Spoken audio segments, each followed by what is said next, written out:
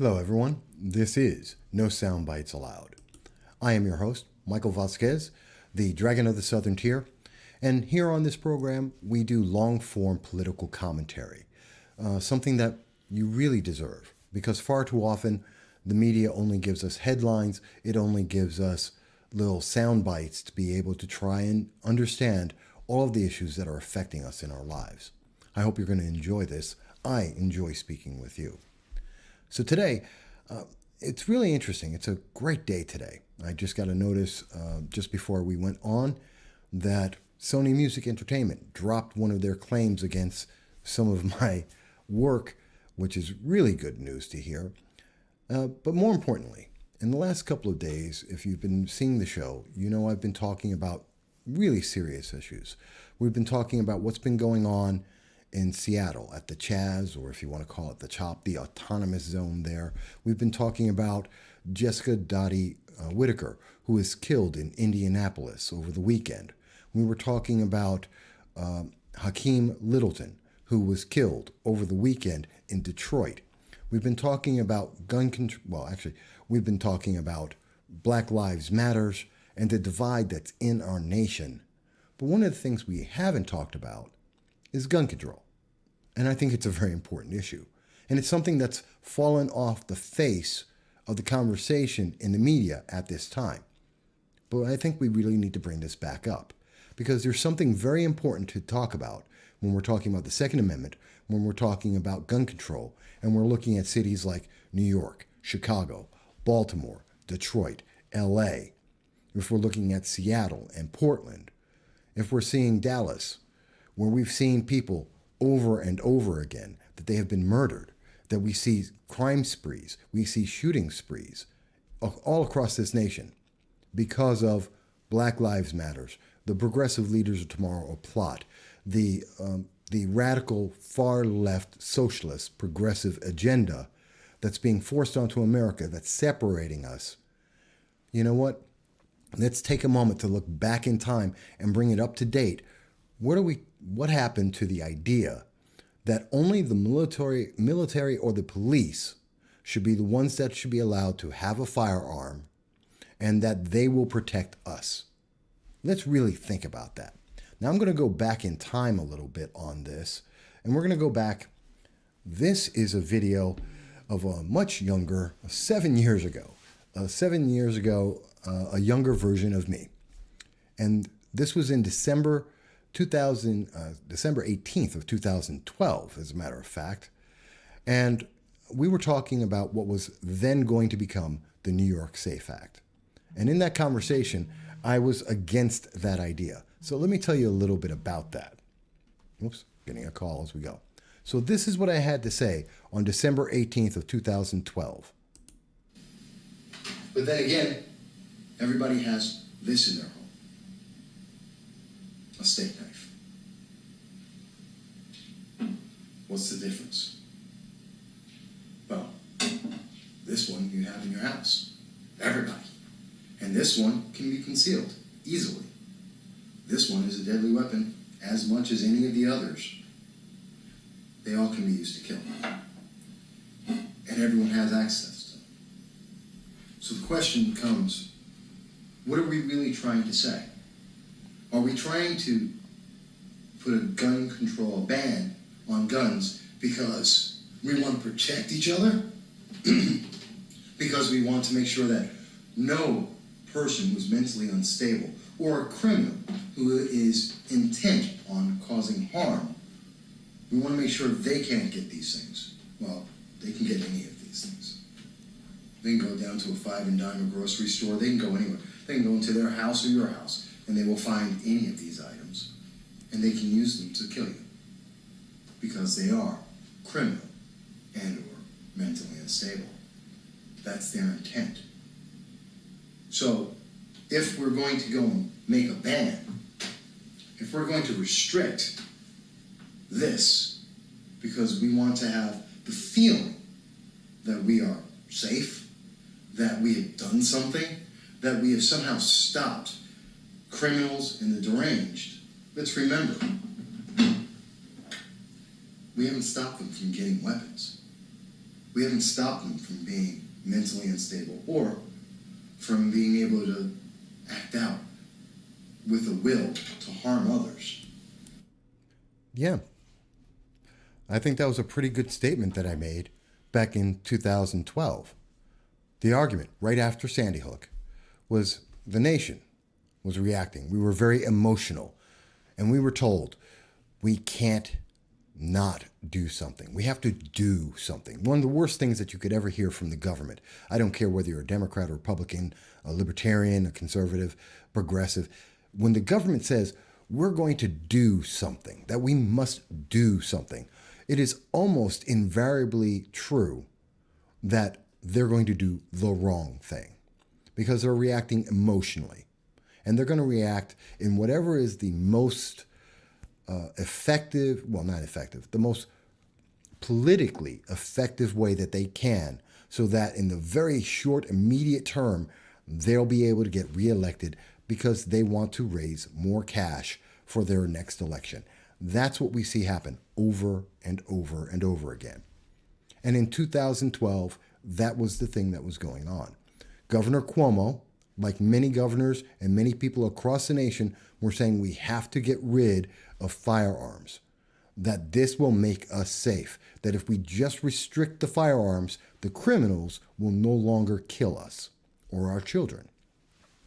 And I thought that was a really silly idea, because restricting a couple of shotguns, restricting a couple of brands of rifles, semi-automatic rifles, because no one has assault rifles. That was banned in 1934. So what you're looking at is a reality call, a reality check in 2012. Well, that didn't go as well as I had hoped it would go, because it was just in a month, roughly a month later, January 23rd of 2013, in the San Ramon Valley, their letters to the editor, and you can see this across the nation, but I'm using this as an example. We started to hear the statement, only the police, military, should possess guns. And we have people who say, as this article says, or as this note opinion piece says, to all those who subscribe to the theory that, quote, guns don't kill people, people kill people, end quote, consider this. Earlier this week, a seemingly normal teenager in Taft, California, took a 12-gauge shotgun and 20 rounds of ammunition to his high school with the sole purpose of killing his fellow classmates. Yeah, let's think about that for a second. A person took a weapon with an intent to kill. As I just mentioned, if you have the intent to kill, you can find weapons. That's not going to make anyone safe by saying you can't have this one type of weapon. And we saw that in Columbine. We've seen that over and over again in mass shootings across the nation. It's not going to make you safer. Now, the message, though, the big message, was that you shouldn't have a gun. Only the police should have a gun. Only the military should have a gun, because they're trained. Doesn't matter if you, as an individual American with the right of the Second Amendment, go out, have a firearm, and get trained. No. That's not important. What's important is only people in the government are able to have a firearm to protect you. They're going to take care of you. That was the message we were told in January of 2013. Well, what other message did we hear in January of 2013? We heard the message that came from none other than Governor Cuomo. Governor Cuomo signed the SAFE Act into law overnight without any real discussion as an emergency action, an emergency power, because he had to do something. He had to take care of this problem for you, because only government has the answer. And so what he decided to do is pass the New York SAFE Act, the Secure Ammunition and Firearms Enforcement Act. And that was to restrict assault weapons. Remember, in 1934, the National Firearms Act already restricted assault weapons. You can't get one without a federal Class 1 license. That's the same license that allows you to get a tank. And almost no one in America has it. I think it's about 5,000 people out of 330 million Americans. You can't get an assault weapon, which is an automatic weapon. You can't get that. But he plays on the words. And he talks about how he wants to address mental health, which he later cut funding for. And he wants to limit the amount of ammunition.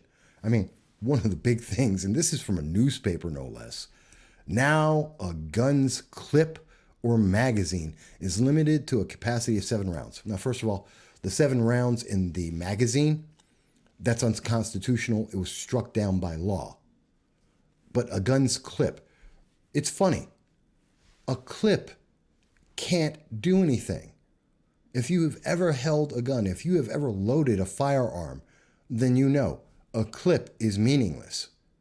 And for those who haven't, a clip is just something that holds a bunch of rounds. It has nothing to do with firing a bullet. It has nothing to do with arming a firearm. It's like having having a package of butter, sticks of butter. The package has nothing to do with the butter itself. And if you think I'm lying, check it out. Look it up on the internet. What is a clip? It is meaningless, whether a clip can hold more or less rounds. But that tells you how silly this law is.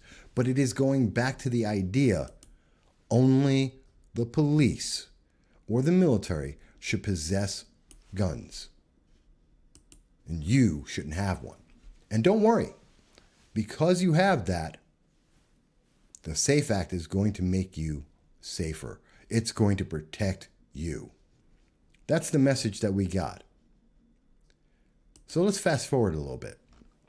I went forward in time, and this is an article you can see at the Vass political commentary site. This was from October 6th of 2017. And on October 6th of 2017, at that time, 4 years after the SAFE Act had already been put into effect, we took a look at what the difference was. We went to the FBI crime statistics, and I did an article looking deeply because mass shootings had not stopped. There were still mass shootings in America, and we saw people still die, even though state after state after state took advantage of the SAFE Act and went forward and said, well, we're going to protect our people too. We have to do something. And they went out there and they did something. And they passed all these laws restricting the firearms. And so in 2017, we took a look. And the data, according to 2016 from the FBI, you know what it told you? Here's the numbers. This is New York. No real change in any of the data. And in fact, you are more likely to die by someone with their hands than someone with a rifle.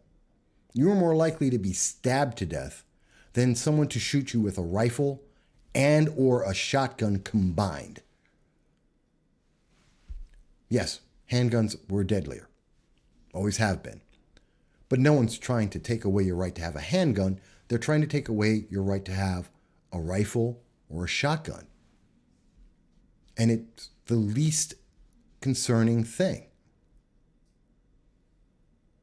In fact, I said, factually, increases in the number of gun restriction legislations have done nothing to improve the safety of residents of states with the most extreme laws.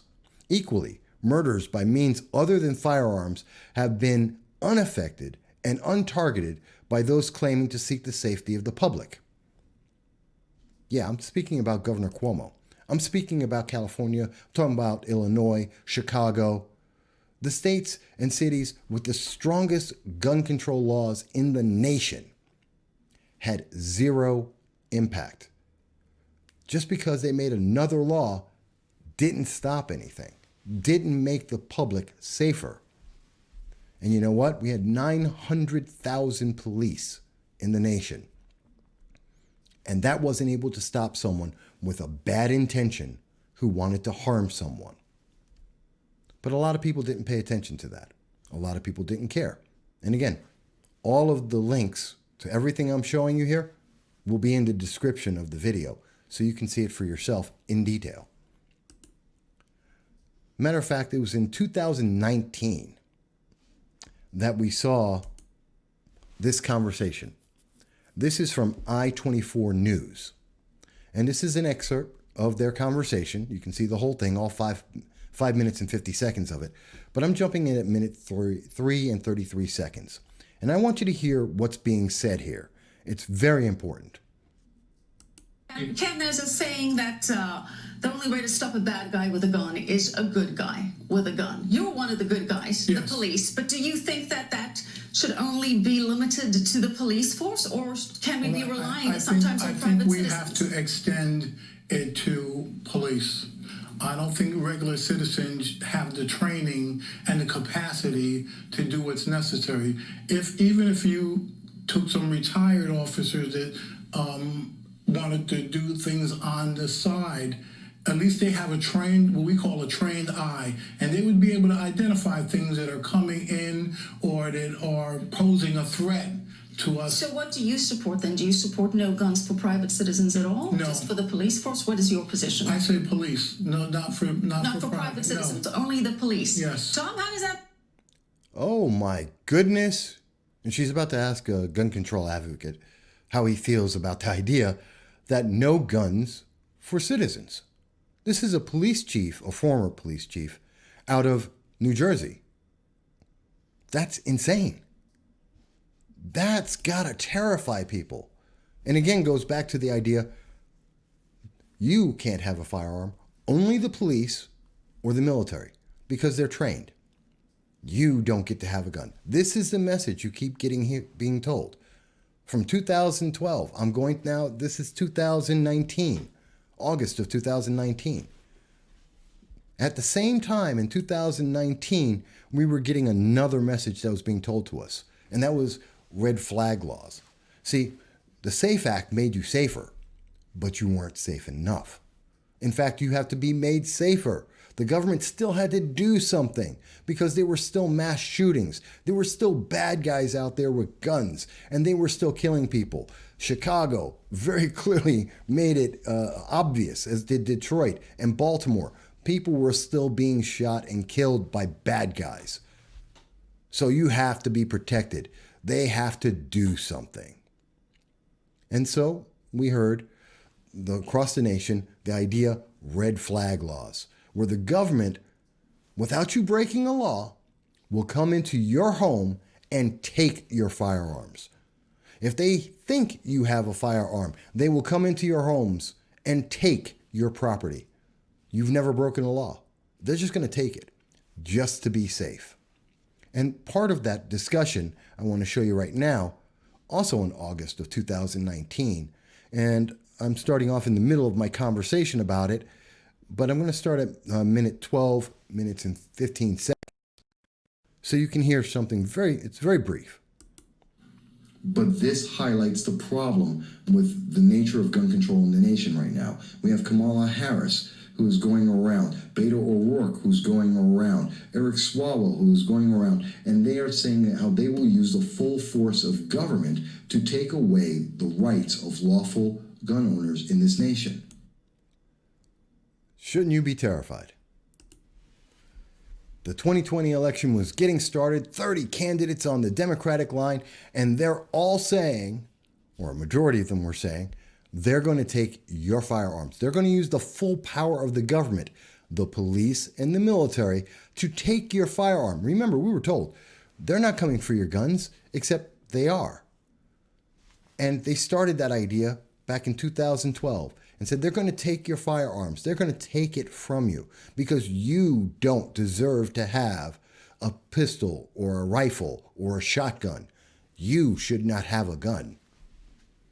And I've just shown you history where they're saying that. But they said, don't worry. If you have one, it's okay.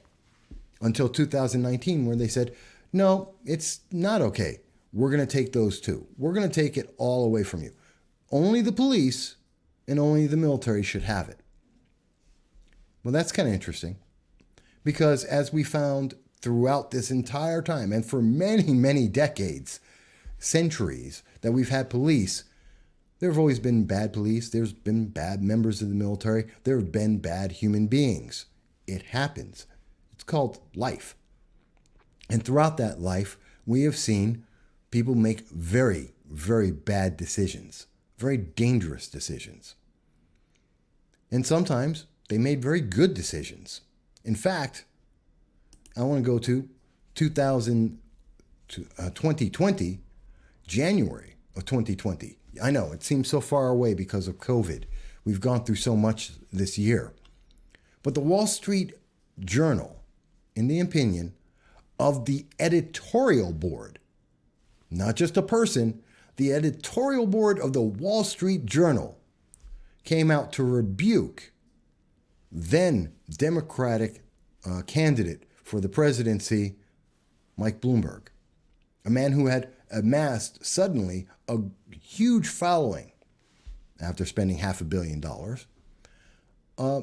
And he came out and he was against, and I want to make sure you understand the context of this. Texas Governor Greg Abbott this week honored Jack Wilson with a new award called the Governor's Medal of Courage.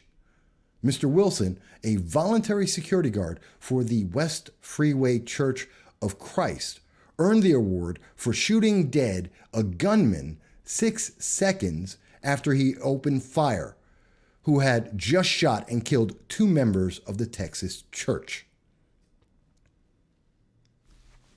Let's get this right. So it wasn't a police officer. It wasn't a member of the military. It was a regular person who protected and saved lives in 6 seconds. Police can't get there in 6 seconds. 900,000 police officers in the nation, they can't get there in 6 seconds. The military can't get there on U.S. soil. But you're not supposed to have a gun, according to people like Mike Bloomberg. And let me be very clear about that.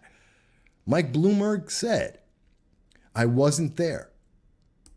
I don't know the facts that somebody in the congregation had their own gun and killed the person who murdered 2 other people. But it's the job of law enforcement to have guns and to decide whether to shoot. You just do not want the average citizen carrying a gun in a crowded place. Did you just hear what he said? The congregation had their own gun and killed the person who murdered 2 other people. But it's the job of law enforcement to have guns and decide when to shoot. Sounds pretty familiar to something else we heard, which is in San Ramon in 2013. Only the police, military, should possess guns. Mike Bloomberg and the Democratic Party believe that strongly. That's the only person who should have it. Even as the critics point out that if the Bloomberg rule had prevailed and the people in those pews had to wait until cops arrived, many more innocent people would have been maimed or murdered. According, as Governor Abbott said, only God knows who is alive today because of Jack Wilson.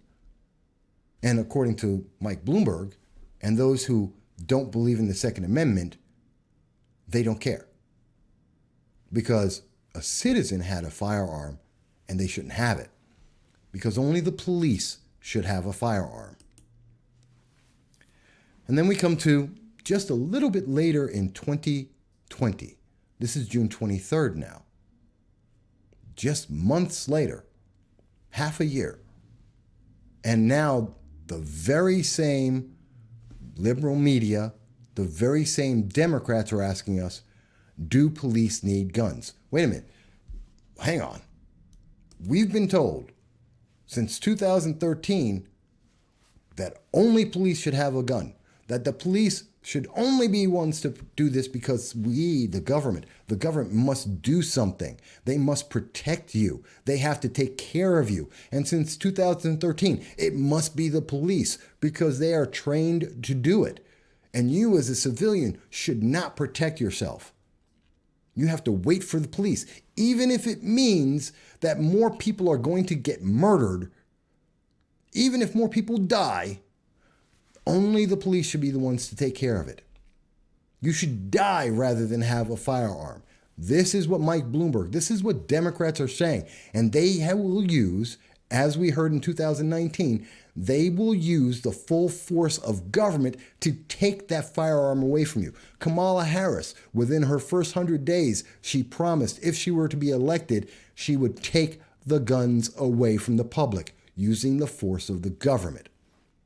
Because the government is the only one who is qualified to have a firearm and protect you. Because they're going to do something. And those very same people are now turning around and saying, do even the police need a gun? Because George Floyd, by the way, George Floyd didn't get shot. George Floyd did not get shot, but it's the police, so they shouldn't have a gun. We shouldn't even have a police. Now they're talking about defunding the police. And as we see from a teacher, a professor, Tracy Mears, I believe that's the last name's pronunciation, Mears, a professor and founding director of the Justice Collaboratory at Yale Law School. He thinks that police officers shouldn't have a gun. He says, and I quote, I think the better way for police to think about the necessity of arms is not that they're going places where people might have a gun, but instead, what is the kind of incident that you're going to? And is it the kind of incident where you should reasonably expect to have to use a gun to address it? Stop right there. You know, there's a certain story that I think we all remember, and I'm about to bring it up because maybe someone forgot. And I want to remind this Yale professor, this educated professional, this serious mind on this issue. I want to show him something real simple. Sorry. I want him to see something that I think we've all seen by this point. And I want it to be very clear for people. Where is it? And that is right here. Oops, I'm in the way. Give me a second. That's Hakeem Littleton. That's Hakeem Littleton shooting a police officer at point blank range. I think I can find that. Where is that image? You know, you can never find it when you want to. Where is it? There it is. Where is it? There. This is Hakeem. This is Hakeem Littleton. That is his gun. That is an officer at point blank range being shot or attempted to be shot in the face. Kid was trying to murder him. So let me go back to this. I want to go back to this. Do the police need it? They only need a gun if they know what kind of incident they're going into. Is this where you should reasonably expect to have a gun used? Do you think any officer, and the video I showed you yesterday, no one expected Hakeem to pull a gun out of his pocket when he was not being detained by police, he was not even being paid attention to by police, pulls a gun out of his pocket and tries to shoot an officer in his face. 3 feet away. But according to a Yale professor, a really smart guy, apparently, supposedly, police shouldn't have a gun. That's the problem. Police have guns. Police are dangerous. Yeah, and Hakeem is an angel. But let's really think about this. How dangerous is this?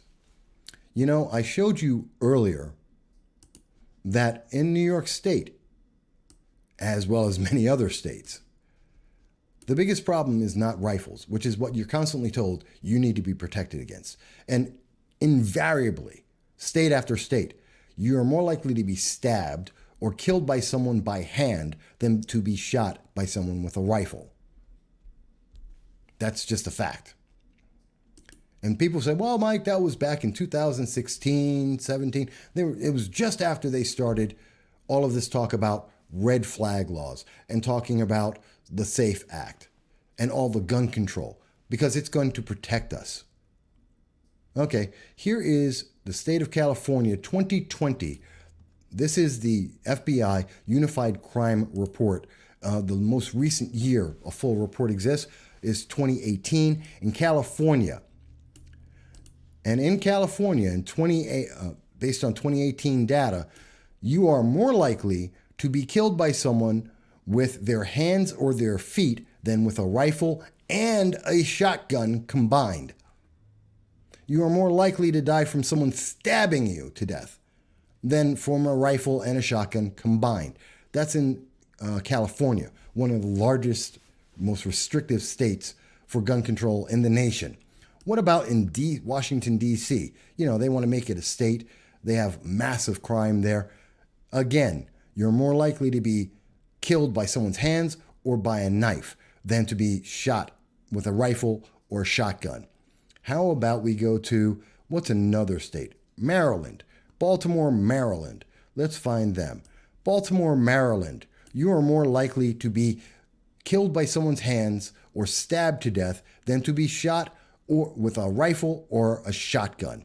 How about in New York State? New York, there we go. In New York State, you are more likely to be stabbed to death or to be killed by someone's hands than to be shot with a rifle and a shotgun. Oh, and I forgot, of course, how can we forget Chicago with Illinois? And in Chicago, you are massively more likely to be stabbed to death or killed by somebody's hands than to be shot with a rifle or a shotgun. And this is one of the murder capitals of the world. You know what? This is it says a lot. Now, mind you, in each of those examples I'm showing you, you can be killed, and most people are killed by handguns. Except you don't hear anyone saying, I'm going to take away your handguns. Kamala Harris never said, I'm going to take away your handguns. She said she's going to take away your rifles and your shotguns. You listen to Joe Biden. He wants to take away your rifles and your shotguns. They want to take away the assault weapons. Constantly, assault weapons. They're talking about, and they mean semi-automatic rifles and semi-automatic shotguns, but they're not talking about handguns. So it doesn't sound like they're very serious. But that's what they have the red flag law for, to take away any gun that you have, because it's going to make you safer. Except they've been saying the same thing for decades upon decades. And you know what? They keep making more laws, but the criminals keep breaking them. You're not safer because criminals don't care. Because Hakeem Littleton doesn't care. Hakeem Littleton doesn't care. He wants to kill someone. And in particular, he's trying to kill a cop. But the cops, who are supposed to be the only ones that should be able to have a gun, well, they can't have a gun. And you and I can't have a gun. Because the government will do something. The government will take care of you. The government is going to protect you. You know what? There's someone else that the government was supposed to protect. Her name is Jessica Doty Whitaker. And the government was supposed to protect her. The government was supposed to protect the 16-year-old and the 19-year-old at the Seattle Autonomous Zone. The government was supposed to protect the 8-year-old child in Atlanta, all of them murdered by BLM supporters, Black Lives Matter supporters. All of them are hyped up by this thought that the police are evil. People with guns are evil. Not that evil people use weapons. That evil people, or people who are deranged, people who are criminal, took over the autonomous zone in Seattle, attempted to do the same thing in Asheville, North Carolina, in Washington, D.C., and in Atlanta. They broke the law. They used their force on others. And in Atlanta, just like in Seattle, that meant children were dying. And because of that anger, that hype that was put out there with the promise that the government will do something, well, now the government's doing something against the government, the police. And that's when we get someone like Hakeem Littleton, who has no intent to do anything except to kill people, who goes and tries to kill a police officer. And I have no doubt he would kill you. He's that kind of guy. In fact, since we went into coronavirus, the coronavirus took over and we went into forced isolation because the government did something. They said, we're going to do something. We're going to make you stay at home. And don't worry, you're going to be safe. Because we have police officers until we don't. And we have the ability, we're the government, we're going to take care of you. And what do we see? And I'm looking at this report is the Uniform Crime Incident Based Reporting, known as the GIVE, the Gun Involved Violence Elimination Initiative out of New York State, covering the first 3 months of this year. And in the first 3 months of this year versus 2019, violent crime is up 10%. Total of crime is up 10%. Violent crime up 3%. Murder up 26%. In the first 3 months, as the nation was getting terrified by coronavirus and as we were being locked into our homes, murder was skyrocketing. Violent crime was running up.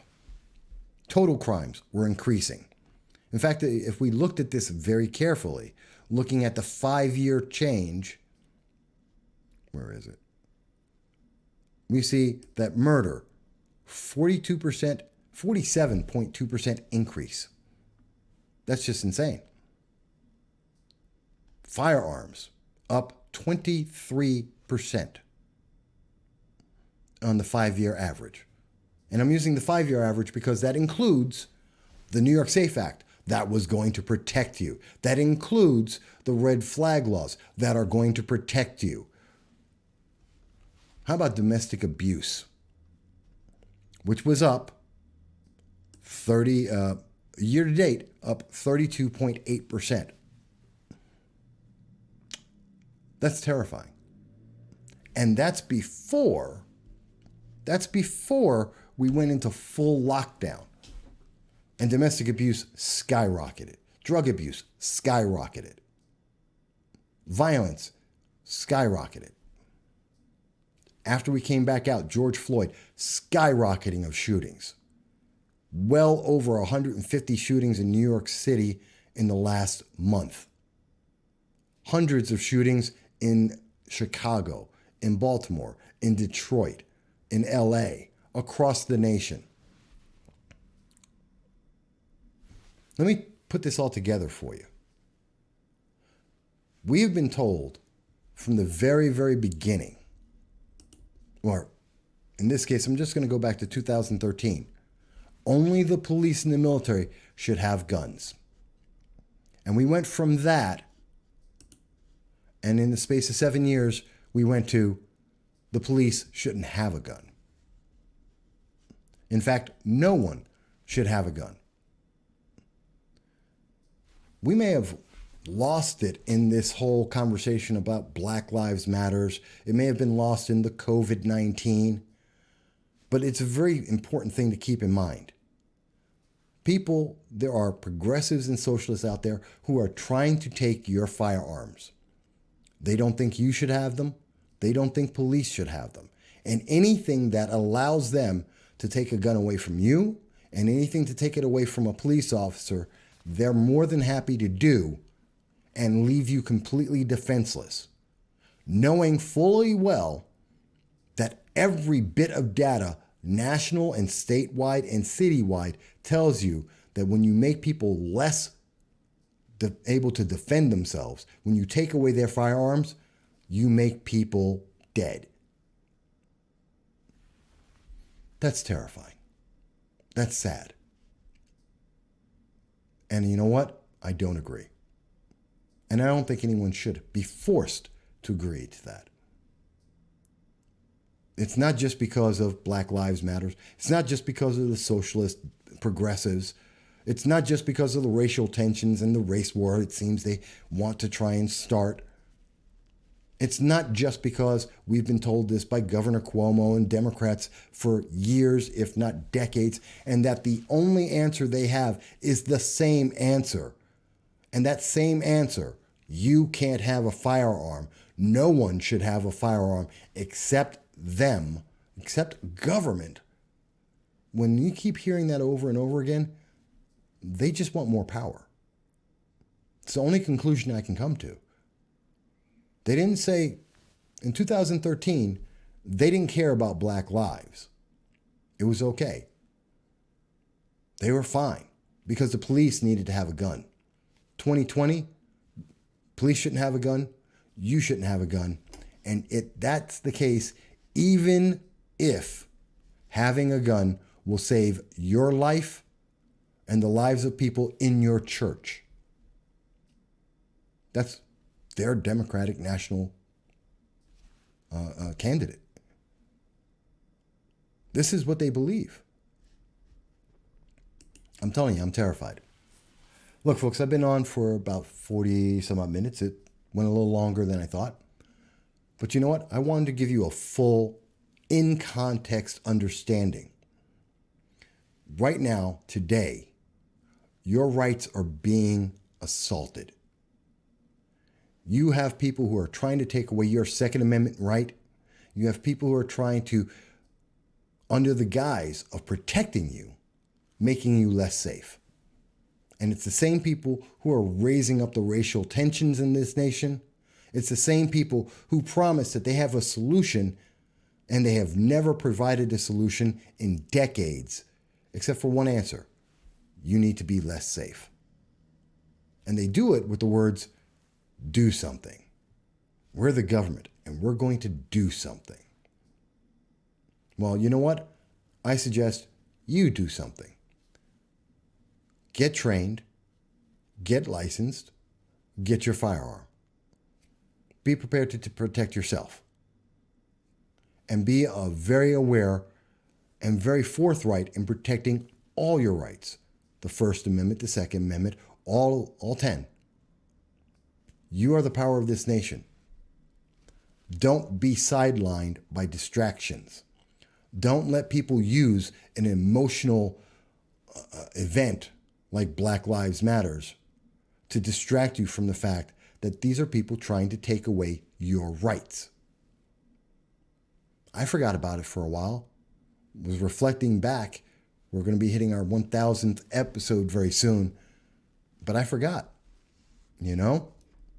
They're coming for our guns. And this is part of that process. They wanted to take them away from us. They used the SAFE Act. They used red flag laws. They're taking our guns. Now they're coming around and saying, hey, guess what? We're also going to take away your police. They want to defund and disband the police. They want you unprotected. And these are the same people who are saying, we need to get rid of this government and become socialists. That should scare you. And hopefully, if you've enjoyed this, please do subscribe. If you have not enjoyed this and you disagree, subscribe anyway, because maybe you'll learn something. Maybe you'll find something that you want to disagree with. And if you do absolutely disagree, on Sundays, 2:30, you can always call into 607-242-1582. You can call into the show and tell me why you think I'm wrong. If you don't want to wait that long, you can always respond on Facebook at Vass Political Commentary. You can respond on YouTube at No Soundbites Allowed. Leave your comment. I read all the comments. Tell me why I'm wrong. Tell me what I got wrong. What have I missed? And above all, I thank you for your support. I thank you for watching the video this long. I hope you have a great day.